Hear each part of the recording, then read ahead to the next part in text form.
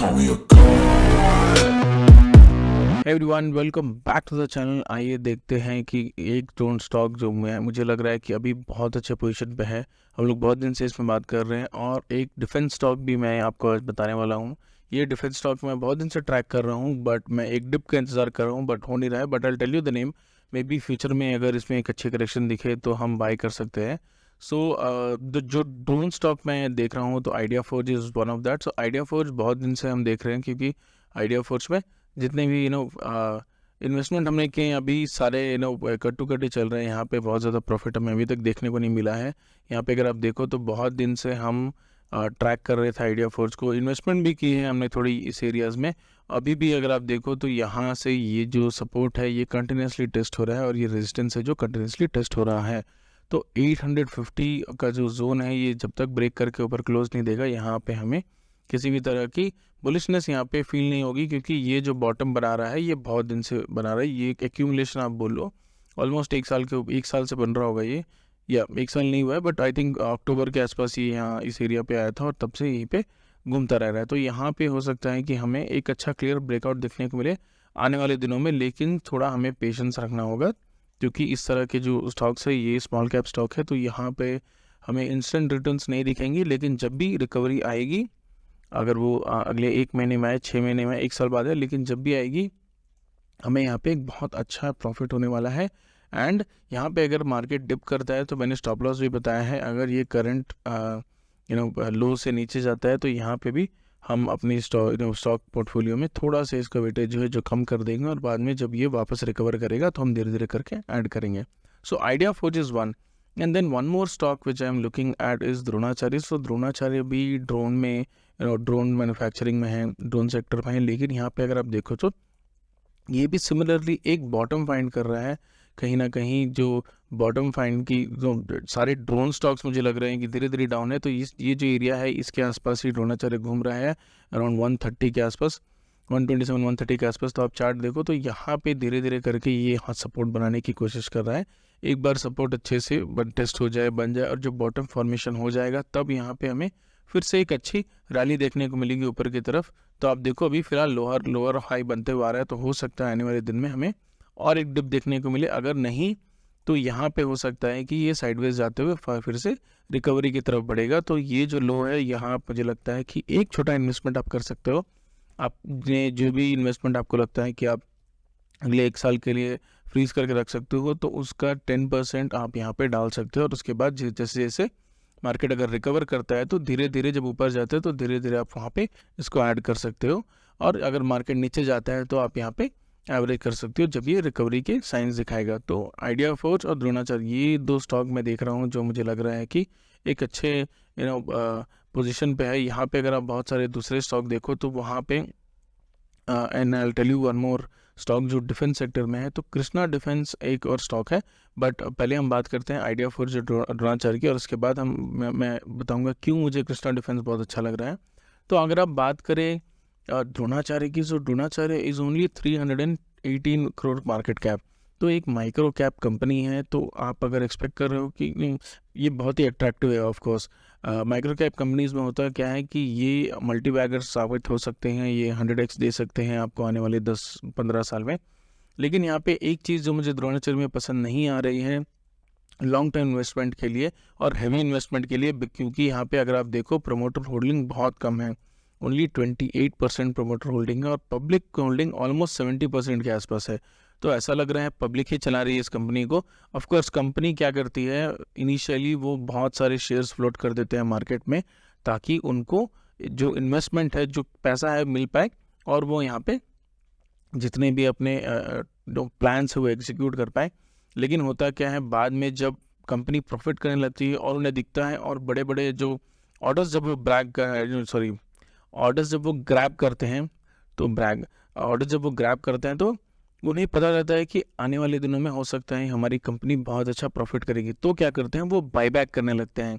तो यहाँ पे अगर आप देखो पब्लिक इवन दो 70% है और प्रमोटर सिर्फ 28% है। धीरे धीरे करके क्या होगा, कंपनी जैसे अगर प्रॉफिटेबल होगी और धीरे धीरे कंपनी जब बढ़ेगी और जब प्रमोटर्स को दिखेगा कि यहाँ पे हमें बहुत अच्छा प्रॉफिट हो सकता है फ्यूचर में और कंपनी में बहुत ज़्यादा पोटेंशियल है, तो वो बाईबैक करना शुरू कर देती है और प्रमोटर की होल्डिंग धीरे धीरे करके 50 से 60% तक चली जाती है, क्योंकि वो बाईबैक बहुत एग्रेसिवली करते हैं, क्योंकि यहाँ बहुत ही स्मॉल कैप कंपनी है, बहुत ज़्यादा शेयर्स यहाँ पे है नहीं। तो जो रिस्क है वो ज़्यादा है यहाँ पे, बिकॉज ऑफ दैट रेशियो जो मैं बता रहा हूँ पब्लिक और प्रमोटर की। लेकिन यहाँ पे अगर आप देखो चार्ट के मामले में, this is looking really good. Chart फिलहाल इसका अच्छा है। कहाँ गया द्रोणाचार्य, जो चार्ट है वो इसका अच्छा है। चार्ट के हिसाब से I think we can do a small investment hair.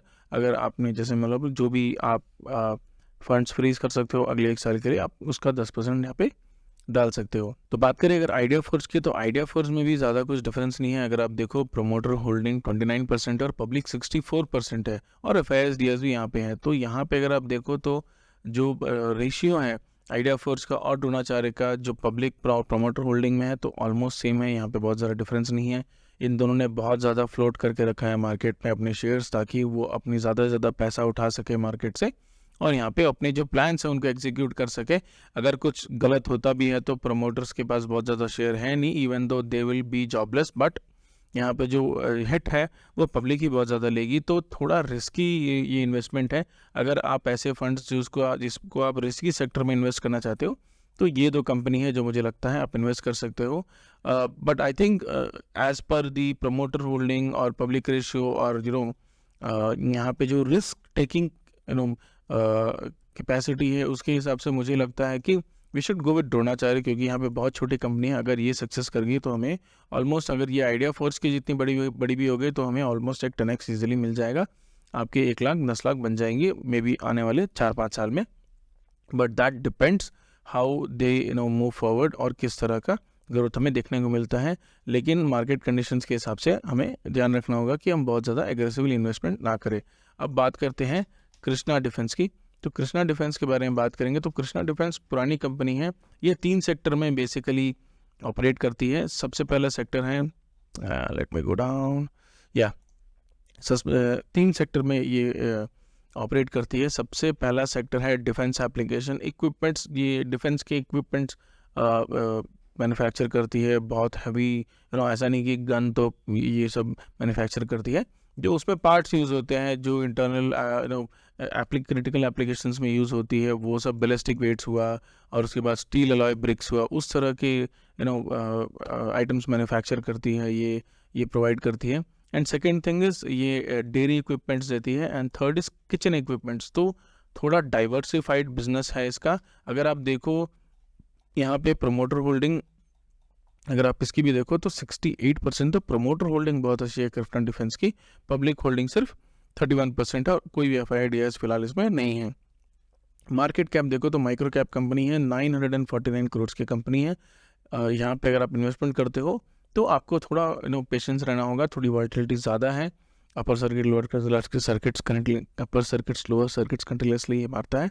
तो यहाँ पे आपको ऐसे फंड इन्वेस्ट करने हुए जो again is a risk taking fund, जिसमें आप रिस्क ले सकते हो, उस तरह के फंड आप इन्वेस्ट करोगे।